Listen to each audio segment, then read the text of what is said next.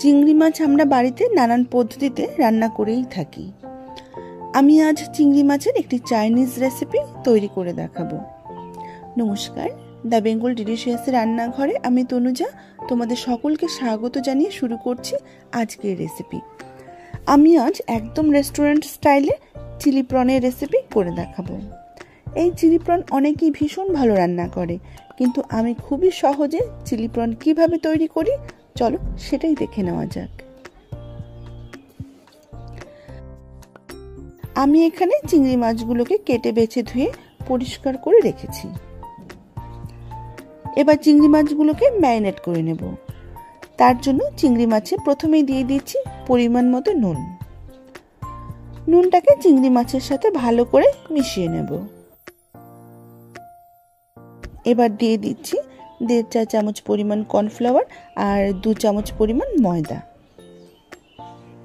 দিচ্ছি 1/4 স্পুন গোলমরিচ গুঁড়ো, 1/2 চামচ রসুন বাটা, 1/2 চামচ সয়া সস আর একটি ডিম ফাটিয়ে দিয়ে দিলাম।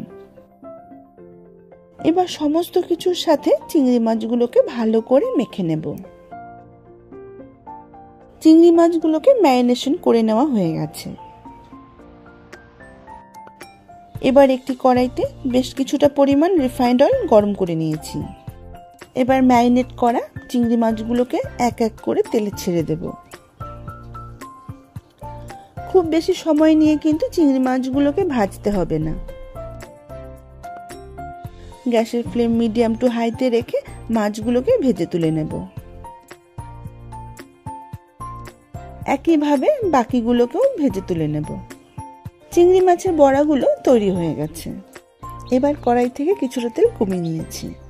যতটা প্রয়োজন রেখে বাকিটা যে বেশি পরিমাণে তেল আছে সেটা নামিয়ে নিয়েছি। এবার ওই তেলেই দিয়ে দিচ্ছি রসুন আর আদা কুচি।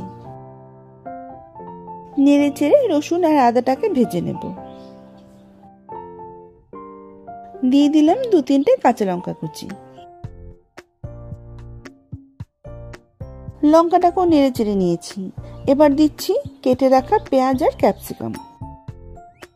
পেঁয়াজগুলোকে 4 টুকরো করে নিয়ে পেঁয়াজের পাপড়িগুলোকে ছাড়িয়ে নিয়েছিলাম আর ক্যাপসিকামটাকে ট্রায়াঙ্গেল শেপে কেটে নিয়েছি। পেঁয়াজ আর ক্যাপসিকামটাকে নেড়ে চেড়ে নিয়ে দিয়ে দিচ্ছি পরিমাণ মতো নুন। নুনটাকে নেড়ে চেড়ে মিশিয়ে নিয়ে দিয়ে দিচ্ছি 1 টেবিল চামচ পরিমাণ ভিনেগার আর 1 টেবিল চামচ পরিমাণ সয়া সস। আবারও নেড়ে চেড়ে মিশিয়ে নিলাম। এবার দিয়ে দিলাম কাশ্মীরি লঙ্কার গুঁড়ো। এটা কিন্তু একদমই অপশনাল, জাস্ট কালারের জন্যই দিয়েছি। আর দিলাম 1/4 স্পুন গোলমরিচ গুঁড়ো আর 2 টেবিল চামচ পরিমাণ টমেটো সস। আবারও সমস্ত কিছুকে ভালো করে মিশিয়ে নেব। এখানে 1/2 চামচ কর্নফ্লাওয়ার 1/2 কাপ জলে গুলে দিয়ে দিলাম।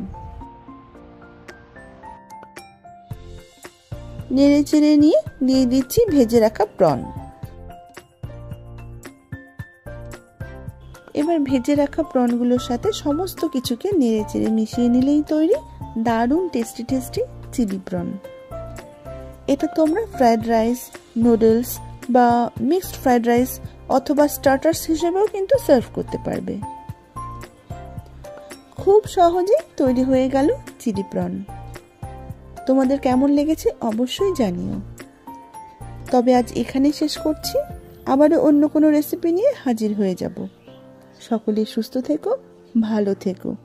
ধন্যবাদ।